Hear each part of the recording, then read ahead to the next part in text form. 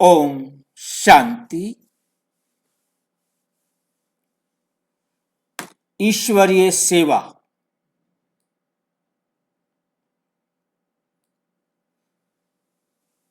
ईश्वरीय सेवा में आज का हमारा विषय है दिल से सेवा और बुद्धि से सेवा में क्या अंतर है।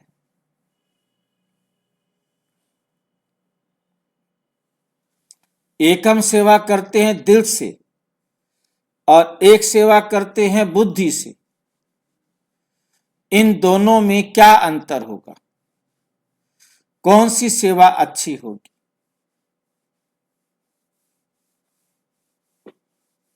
इस विषय पर आज हम चर्चा करेंगे। ये वीडियो प्रजापिता ब्रह्मा कुमारी ईश्वरीय विश्वविद्यालय की साकार एवं अव्यक्त मूल्यों पर आधारित आध्यात्मिक अध्ययन और आत्मचिंतन प्रस्तुत करता है। इसका उद्देश्य किसी व्यक्ति, संस्था या सेवा पद्धति की आलोचना नहीं, बल्कि सेवा की शुद्धता, संतुलन और ईश्वरीय मर्यादा को स्पष्ट करना है। दर्शक इसे तुलना नहीं समझ और आत्म परिवर्तन के रूप में ग्रहण करें।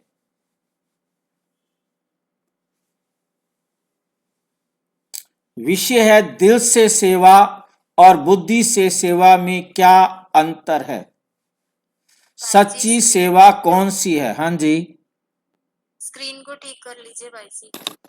स्क्रीन नहीं आ रही है? नहीं आ रही, उल्टी आ गई है स्क्रीन।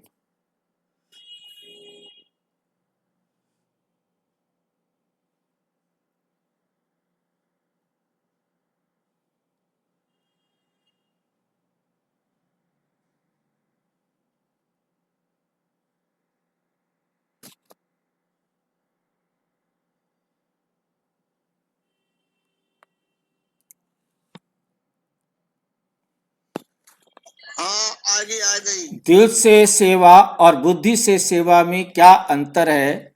सच्ची सेवा कौन सी है? दिल से सेवा, दिल से या बुद्धि से? सच्ची सेवा कौन सी? दिल से या बुद्धि से? सच्ची सेवा कौन सी? सेवा क्यों और कैसी? सेवा क्यों करें और कैसी करें? प्रश्न किसी प्रकार से भी हम ले सकते हैं।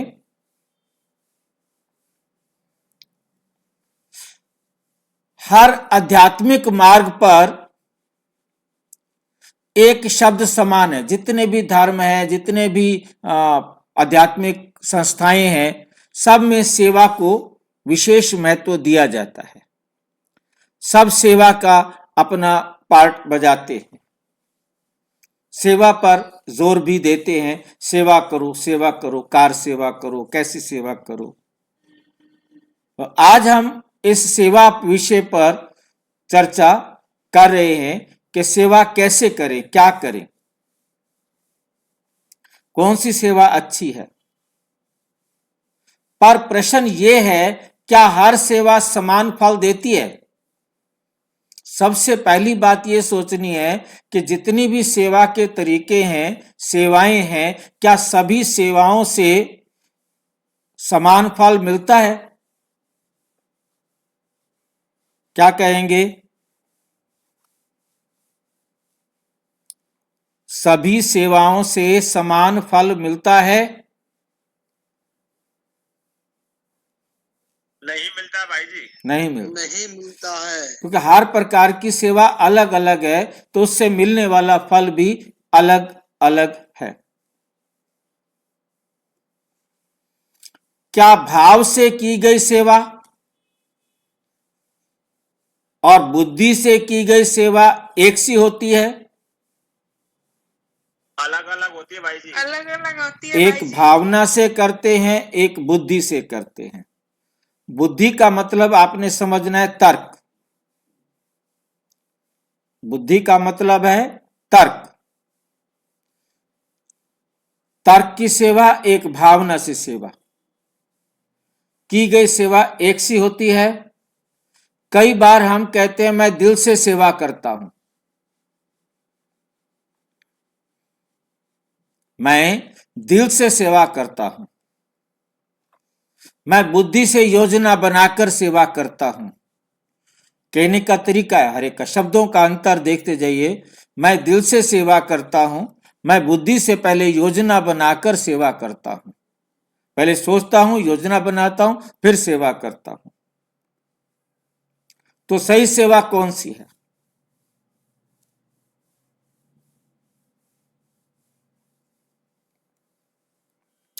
आज हम इस भावना से नहीं, हम मुरली के प्रमाण से समझेंगे बाबा ने मुरली में क्या कहा है। हम इसे भावना से नहीं कि मेरी भावना क्या है। हर एक की भावना अलग अलग हो सकती है। हर एक कोई ना कोई कहेगा ऐसी सेवा अच्छी है, तो कोई कहेगा ऐसी सेवा अच्छी है। पर तो हम बाबा क्या कहते हैं, बाबा के मुरली के प्रमाण से समझेंगे कि हमें कौन सी सेवा करनी चाहिए। सेवा का ईश्वरीय अर्थ क्या है? दुनिया में सेवा बहुत है, बहुत प्रकार की सेवा है। आप वहां पर क्या बोलते हैं, खाना खिलाने की सेवा करें, आप सफाई की सेवा करें, आप कुछ भी सेवा करें, ठीक है नहीं। सेवा करनी है, एक शारीरिक सेवा है, कैसी भी सेवा है, अलग अलग प्रकार से दुनिया में बहुत है सेवा के रूप। परंतु परमात्मा के अनुसार सेवा का क्या मतलब है? ईश्वर किसे सेवा कहते हैं? दुनिया में तो सेवाएं बहुत है, परंतु ईश्वर के परमात्मा की डायरेक्शन में सेवा का मतलब क्या है? पहले तो हम सेवा का मतलब समझें, और वो भी परमात्मा की डायरेक्शन पर। परमात्मा किसे सेवा कहते हैं? साकार मुरली। सेवा का अर्थ बहुत ध्यान से समझना है, तभी सारा अर्थ हमें सारे प्रश्न को समझ सकेंगे। सेवा वही है जिससे आत्मा का कल्याण। बाकी दुनिया में सेवाएं बहुत हैं, परंतु सेवा की परिभाषा हमारी ईश्वरीय विश्वविद्यालय की परमपिता परमात्मा के द्वारा जो सेवा की परिभाषा दी है वो ये है, सेवा वही है जिससे आत्मा का कल्याण हो। जिससे क्या हो? आत्मा का कल्याण हो। सेवा केवल काम करना नहीं, दौड़ भाग करना नहीं, कार्यक्रम नहीं। ये काम कर रहे हैं हम, ये सेवा है। दौड़ भाग कर रहे हैं, सेवा है। कार्यक्रम कर रहे हैं, सेवा है। प्रोग्राम कर रहे हैं हम। सेवा आत्मिक लाभ पहुंचाना। सेवा का मतलब तब है उससे क्या आत्मा को लाभ हो रहा है। यदि आत्मा को लाभ हो रहा है तो वो सेवा है। चाहे वो मैं आत्मा अपना लाभ कर रही हूं, चाहे मैं आत्मा औरों की और आत्माओं को लाभ पहुंचा रही हूं। यदि आत्माओं का उत्थान हो रहा है तो सेवा है। हमने बहुत भाषण किए परंतु किसी आत्मा का उत्थान नहीं हुआ, कोई सेवा नहीं। आपने करोड़ों पर्चे बांटे परंतु किसी आत्मा का उत्थान नहीं हुआ, क्या हुआ? सेवा हुई? सोचो। भाग दौड़ करना, जो कुछ भी करना, मेन बात उसमें ये देखो कि आपने जो दिया। ये नहीं हो सकता कि मैं पर्चे बांटूं और उसमें किसी आत्मा का भला हो जाए तो भी वो सेवा में काउंट हो जाएगा। यदि किसी भी आत्मा का उत्थान ही नहीं हुआ तो फिर सेवा क्या हुई? अब हम कहें कि हमने तो 100 पर्चे बांटे थे, 100 लोगों को बुलाया था, 100 लोगों के साथ सिर खपाई की थी, 2 निकले, ठीक है, सेवा हो गई। क्योंकि सबको सब तो नहीं सुनेंगे ना, मतलब किसी का उत्थान तो हो ना।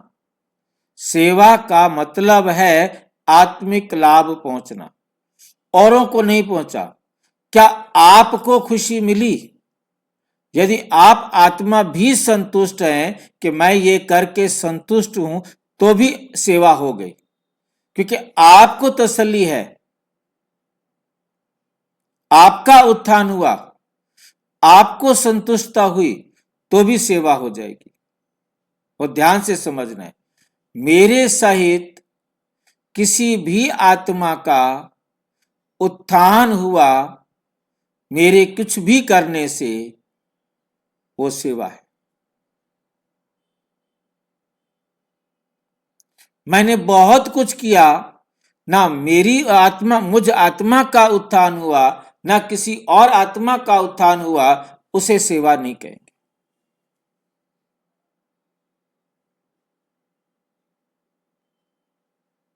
कोई डाउट है तो पूछो।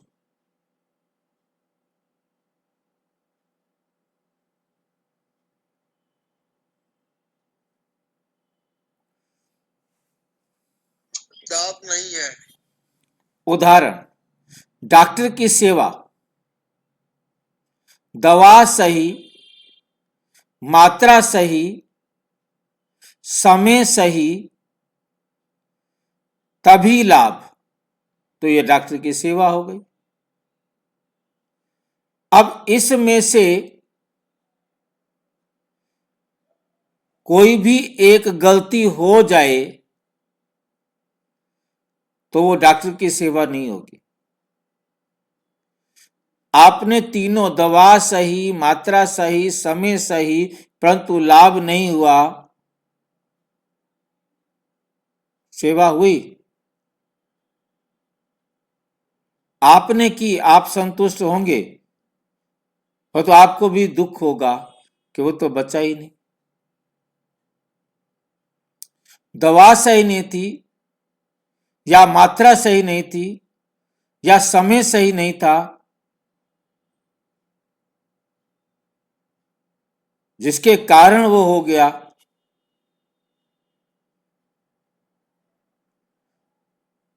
तब भी सेवा नहीं। सेवा तब भी है जब कुछ लाभ हुआ। ये जिस्मानी उदाहरण है। बाबा रूहानी उदाहरण के हिसाब से समझ रहे होंगे आपको कि हमने सेवा की, यदि मेरे को संतुष्टता है, क्योंकि मैं किसी को समझा रहा हूं, वो नहीं समझ पाया, नहीं समझा उसने, कोई बात नहीं, आप खुश है ना? आपने दिल से एक एक बात उसे समझाने का प्रयास किया, उसने नहीं सुना, कोई बात नहीं, आपका तो ज्ञानवर्धन हुआ ना, आपकी खुशी गायब तो नहीं हुई ना, आपका उमंग उत्साह तो ढीला नहीं हुआ। यदि आप उमंग उत्साह ढीला कर बैठे, मेरे को समझाना नहीं आता, मेरे से कोई समझता नहीं है, हम समझा नहीं पाते, हम ये भी हमारा पतन हुआ, ये भी हमारी गिरावट हुई, ये भी हमारी सेवा के विरुद्ध हो गया।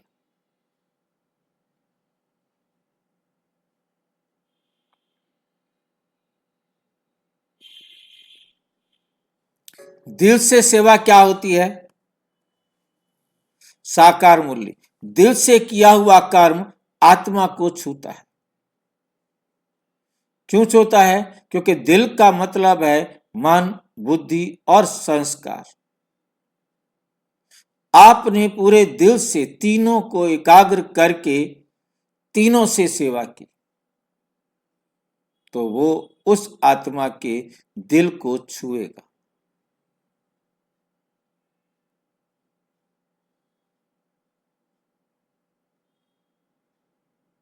दिल से सेवा करने का मतलब बहुत अच्छी तरह से समझना है, बहुत अच्छी तरह से उस विषय को, उस बात को स्टेप बाय स्टेप एक्यूरेट, जैसे मुझे समझ में है ऐसे मैंने भी उसको समझाया।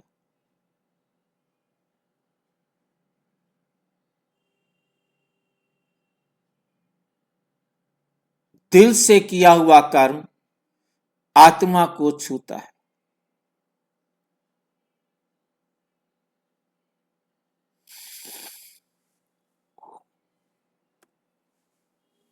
दिल से सेवा की विशेषता भावना प्रधान, करुणा और अपनापन। दिल से सेवा की विशेषताएं क्या है? भावना प्रधान, करुणा और अपनापन।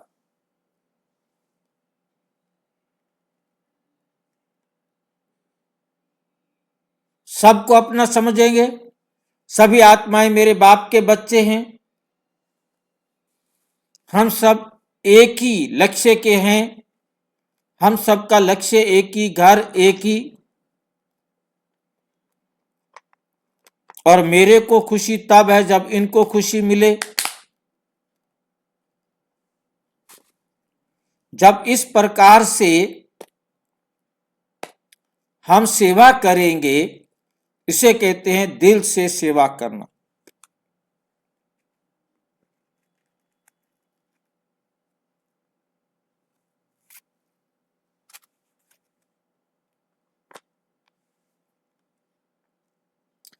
नंबर 1 भावना प्रधान होगा। नंबर 2 करुणा, कि इन आत्माओं का भी कल्याण हो, और वो आत्माएं अपनी हैं, गैर नहीं है। अपनापन उसमें होना बहुत बहुत जरूरी है।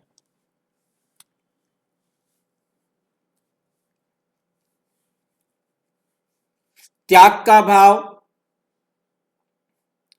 सामने वाले के दुख से जुड़ाव।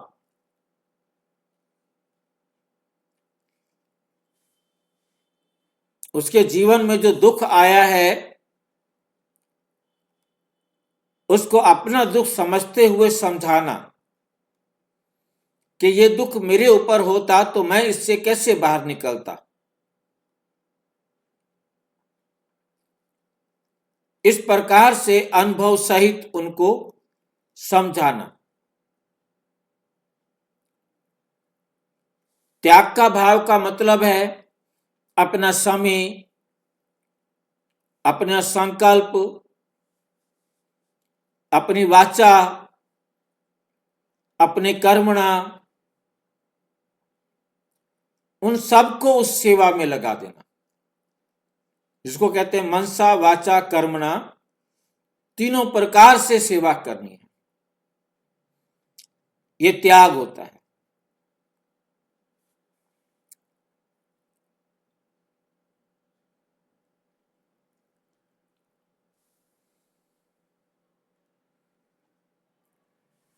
उदाहरण, भावना वाली सेवा को आप अच्छी तरह समझ सकते हैं, क्योंकि जो माँ है वो अच्छी तरह समझ सकती है। माँ के लिए, माँ के का बच्चे के लिए खाना बनाना ना रेसिपी देखती है, ना समय देखती है, बस प्रेम। ये भावनात्मक सेवा है। माँ का बच्चे से प्यार है, उसके लिए जो भी करना है उसमें समय भी नहीं देखती, सोने का टाइम है कि जागने का टाइम है।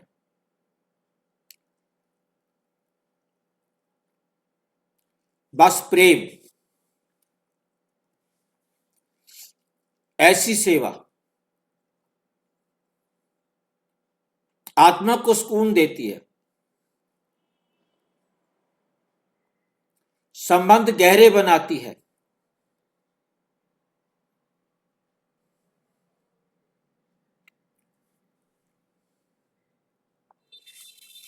लेकिन खतरा, इस भावना में खतरा भी होता है।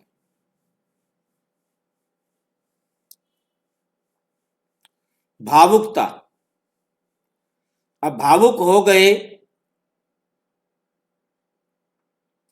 तो ये खतरा है। थकावट, और अपेक्षा। आप बच्चे के प्रति तो भावुक हो गए आप, और सेवा में थकावट भी हुई, किसी न किसी की अपेक्षा भी हुई,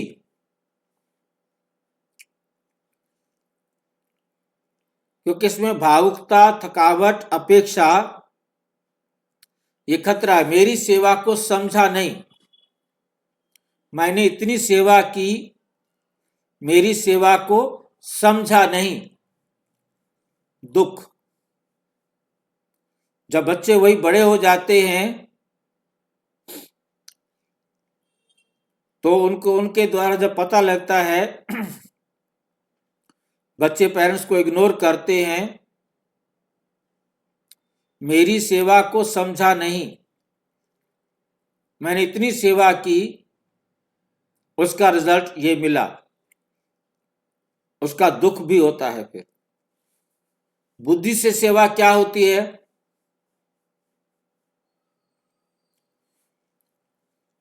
बुद्धि से किया हुआ कार्य सफल होता है।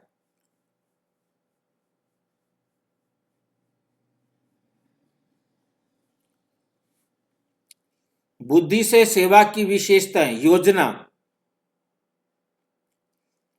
मर्यादा, उसमें योजना भी होती है, उसमें मर्यादा भी होती है,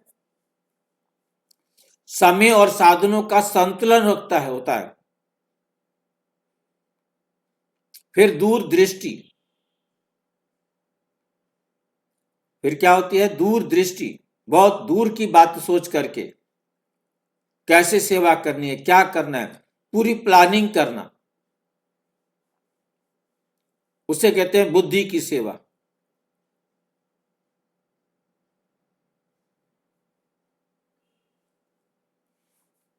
बुद्धि की सेवा की विशेषता समझ में आई है?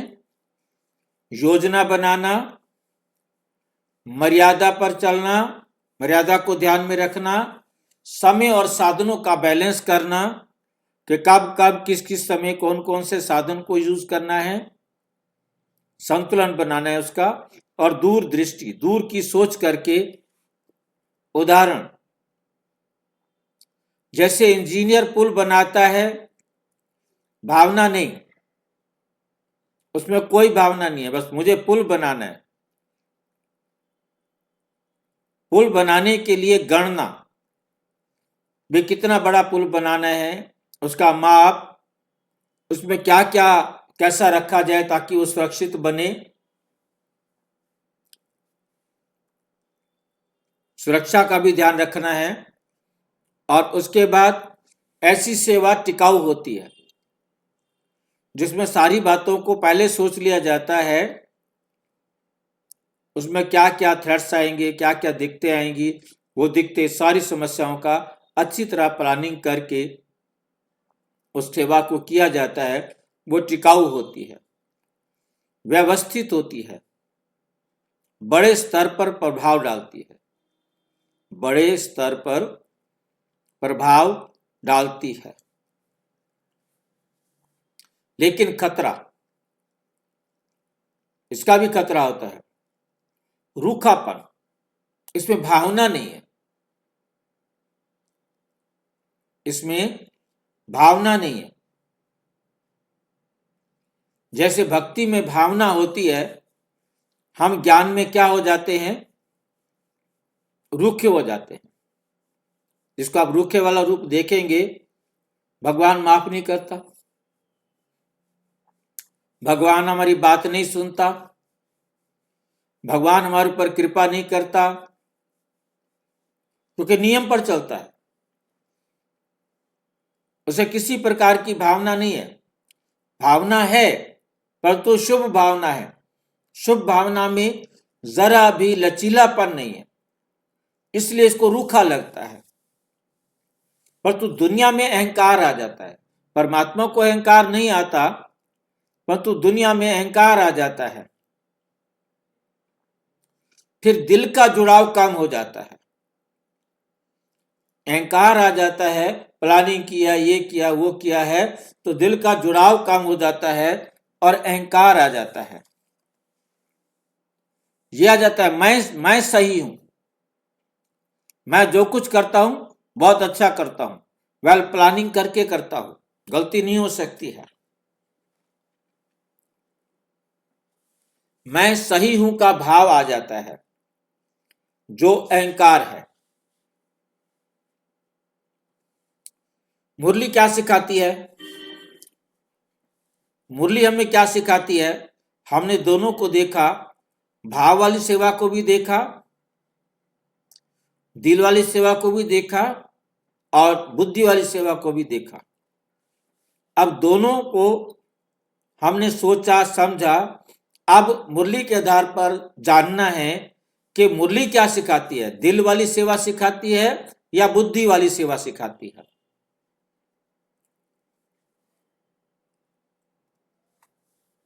साकार मुरली 19 फरवरी 1985। दिल और बुद्धि दोनों को साथ लेकर चलो।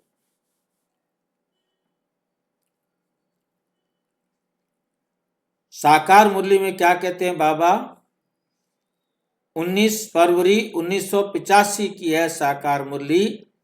दिल और बुद्धि दोनों को साथ लेकर चलो। हमने सवेरे मुरली में पढ़ा था, दिल से सेवा करते हैं तो दिल तक जाती है, और बुद्धि से सेवा करते हैं, दिमाग से सेवा करते हैं, वो दिमाग तक जाती है। और आज बाबा क्या कह रहे हैं? दिल और बुद्धि दोनों को साथ लेकर चलो, एक को नहीं। शिव बाबा एक तरफा नहीं सिखाते। शिव बाबा एक तरफा नहीं सिखाते। शिव बाबा कहते दोनों तरफ की देखो, दोनों तरीके से सेवा करो, दोनों का बैलेंस बनाओ। शिव बाबा एक तरफा नहीं सिखाते, केवल दिल सेवा भावुक पर टिकती नहीं, सेवा भावुक पर टिकती नहीं। सेवा में भावुक हो जाते हैं, भावना से सेवा होती है, पर टिकती नहीं। केवल बुद्धि सेवा ठंडी पर छूती नहीं। उदाहरण, गाड़ी इंजन जो है वो बुद्धि है और दिल जो है वो ईंधन है। ये एक एग्जाम्पल दिया है, स्थूल एग्जाम्पल है, ये एक्यूरेट कभी भी नहीं होते, परंतु समझने के लिए कुछ ना कुछ तो बताना ही पड़ेगा। गाड़ी इंजन है, इंजन में हर चीज सिस्टम से चलती है, नियम से चलती है, उसका बुद्धि का काम है। परंतु गाड़ी का इंजन से गाड़ी नहीं चलेगी, परंतु उसको चलाने के लिए क्या चाहिए? ईंधन चाहिए। दिल ईंधन है। जब ईंधन और इंजन दोनों मिलेंगे तो गाड़ी चलेगी, बिना गाड़ी नहीं चलती। दोनों में से एक भी ना हो तो भी गाड़ी नहीं चलेगी, दोनों चाहिए।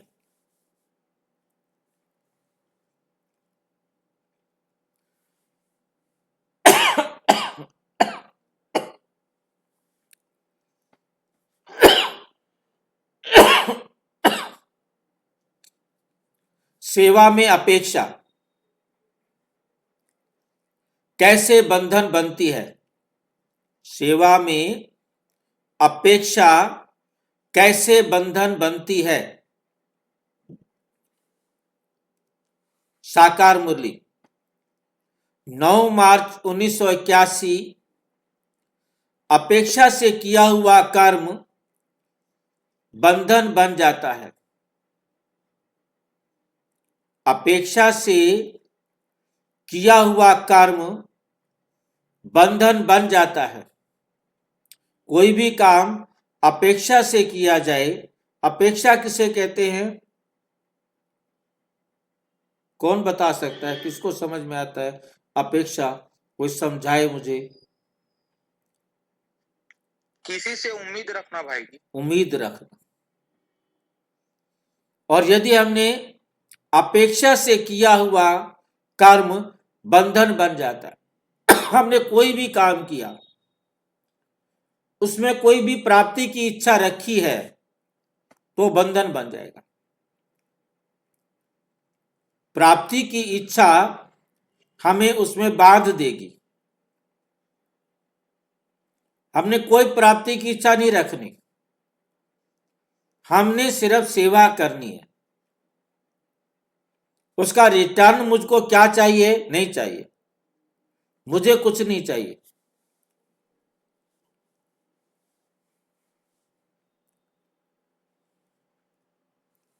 जब दिल से सेवा हो और अंदर कोई चाह हो, इच्छा हो, मान मिले, सारे के वाह वाह भाई साहब बहुत अच्छे हैं, बहन जी बहुत अच्छी है, पहचान मिले कि यही है, वो बहुत अच्छा सुनाता है, बहुत अच्छा समझदार है, ये अपेक्षा है आपकी, प्रशंसा मिले, ये अपेक्षा है आपकी, तो सेवा मुक्त नहीं रहती, बोझ बन जाती है।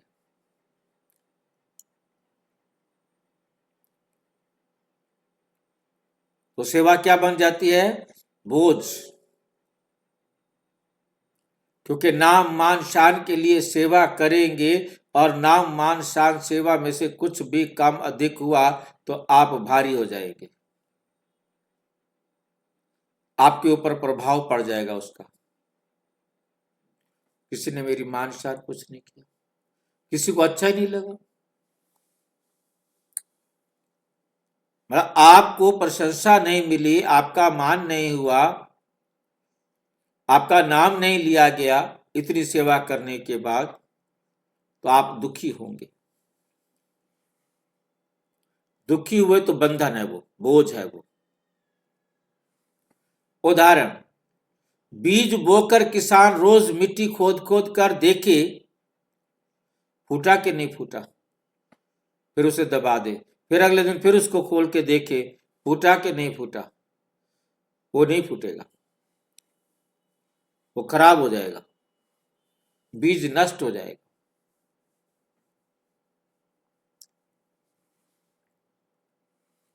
बुद्धि से सेवा में अहंकार का खतरा,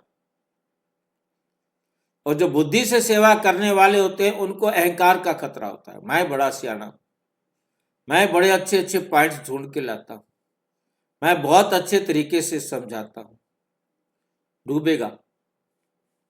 बुद्धि से सेवा में अहंकार का खतरा।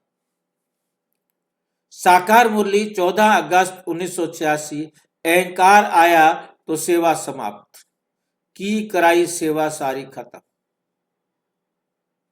खत्म।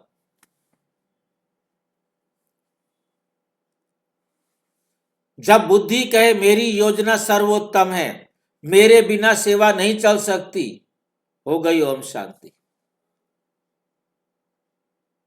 मेरे बिना सेवा नहीं चल सकती,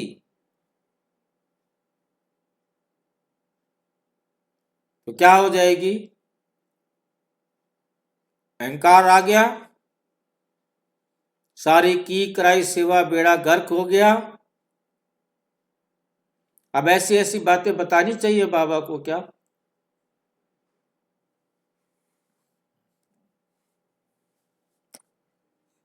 तो सेवा रहती है, ईश्वरीयता निकल जाती है। सेवा तो रहती है, आपने सेवा की है, परंतु उसमें से ईश्वरीयता निकल जाती है, ईश्वरीय गुण गायब, ईश्वरीय संतुष्टता गायब, शांति गायब, सुख गायब, आनंद गायब, शक्ति गायब।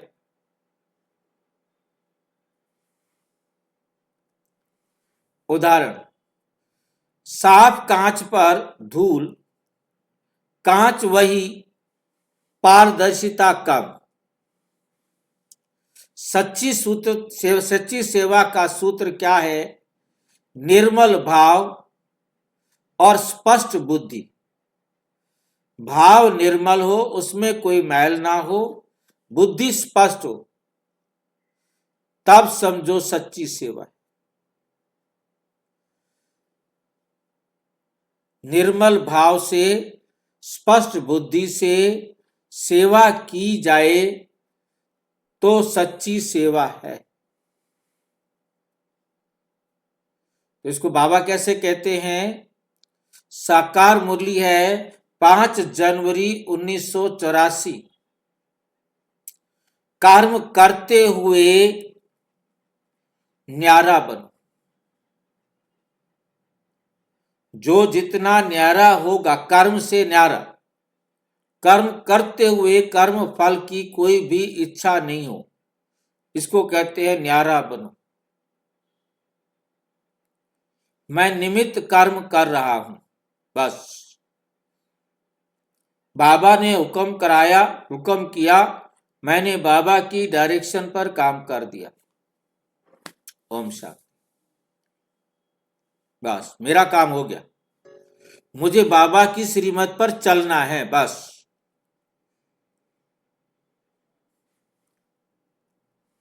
सच्ची सेवा, दिल से अपनापन, बुद्धि से मर्यादा,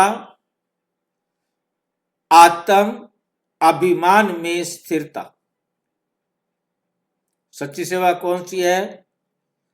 दिल से अपनापन, बुद्धि से मर्यादा, आत्म अभिमान में स्थिरता।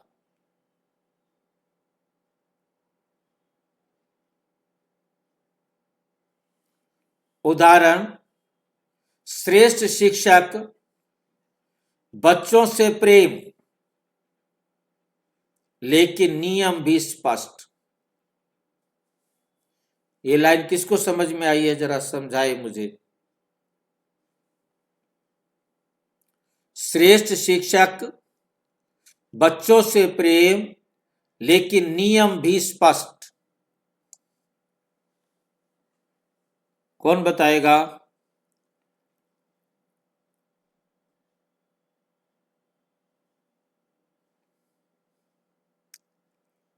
कोई बताएगा? जैसे शिव बाबा कितना श्रेष्ठ शिक्षक है, सारी आत्माओं से प्रेम करते हैं, परंतु नियम नहीं तोड़ते। किसी भी आत्मा के प्रति एक्स्ट्रा नहीं।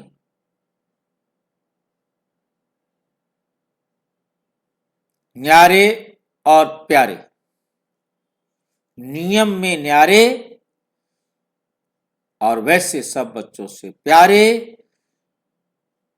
सबका कल्याण करना है, ये प्यार है, परंतु नियम को नहीं तोड़ना है। ये सिद्धांत है, ये नियम है,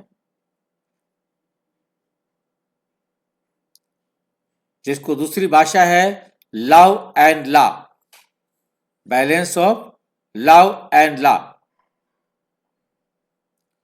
प्रेम और नियम का संतुलन, इसे कहते हैं श्रेष्ठ शिक्षक, श्रेष्ठ सेवा।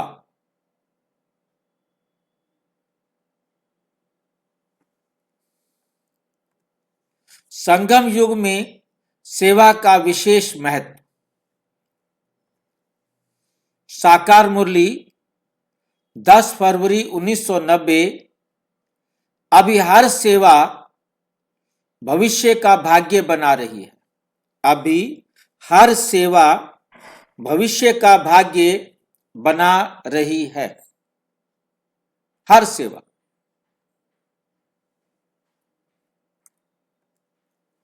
सेवा केवल दूसरों के लिए नहीं,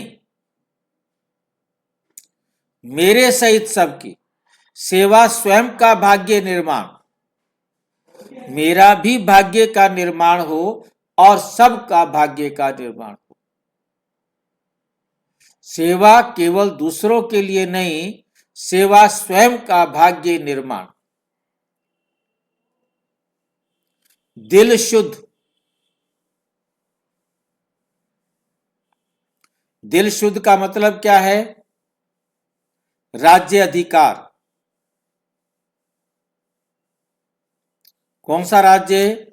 आपका दिल शुद्ध है तो आप बाबा के दिल तख्त के अधिकारी हैं। और बुद्धि शुद्ध तो श्रेष्ठ पद। भविष्य में आपको क्या मिलेगा? श्रेष्ठ पद मिलेगा। निष्कर्ष, अंतिम स्पष्टता।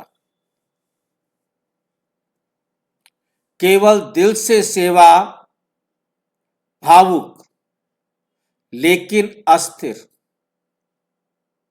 भावुक होंगे लेकिन अस्थिर होंगे। अस्थिर का मतलब हलचल में होने वाले। केवल बुद्धि से सेवा व्यवस्थित होगी, हलचल तो नहीं होगी लेकिन शुष्क, सूखी होगी, ड्राई होगी, क्योंकि वहां नियम पर ध्यान दिया जाता है।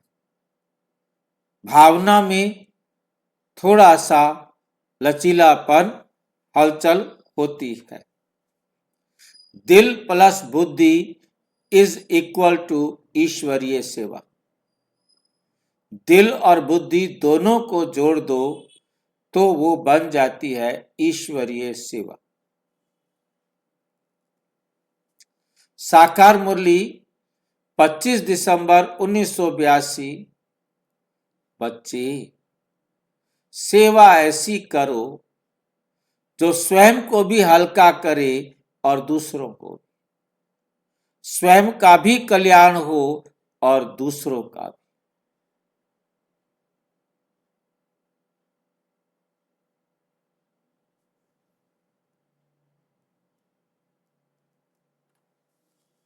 समापन। ओम शांति। यदि ये समझ आपकी सेवा को और शुद्ध बनाए तो इसे आगे पहुंचाना भी ईश्वरीय सेवा है। हर एक आत्मा तक पहुंचाना ये भी आपकी ईश्वरीय सेवा है। अच्छा, ओम शांति। और विस्तार से जानने के लिए प्रजापिता ब्रह्मा कुमारी ईश्वरीय विश्वविद्यालय के किसी भी सेवा केंद्र से संपर्क करें। और यदि कोई प्रश्न है तो 9213106986 पर केवल आराटाई करें, टेलीग्राम करें 9650692270 पर केवल व्हाट्सएप करें, फोन नहीं। ओम शांति।